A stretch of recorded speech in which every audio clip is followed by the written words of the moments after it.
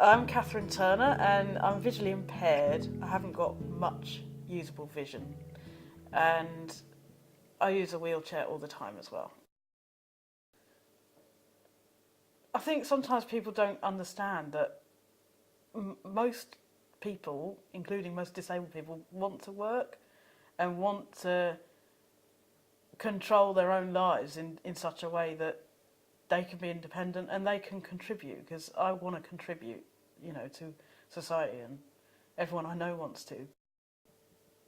I'm on job seekers allowance at the moment. It doesn't work for me applying through the websites that I have to apply through because of the time that you have to spend on that and the routine that you get into and your way of thinking. You sort of start to forget that there's other ways to try and find a career, and you forget what you're good at. With the support that I was offered before, I would have been working in a group at various venues and at times that I couldn't really choose.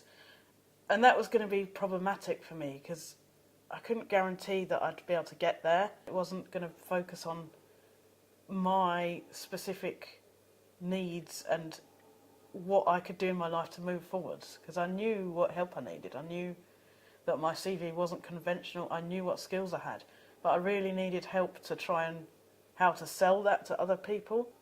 It made me feel quite hopeless and limited and a bit depressed. So with using Right to Control, first of all, it made a big difference to me to have my screen reading software upgraded, because all the jobs I apply for require IT skills, but I simply couldn't afford to upgrade my software, and there was no other route to do that except I found it through Right to Control.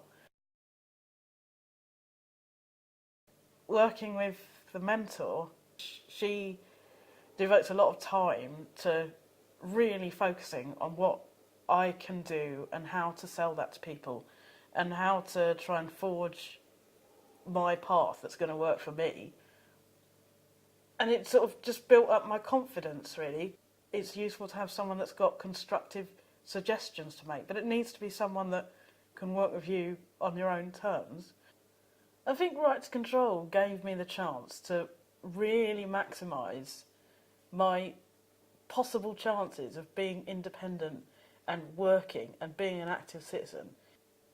I feel that working with a mentor, it's much easier to keep the independence that I've got, work with the PAs that I've got, find the kind of work that fits in, rather than having to fit into a system.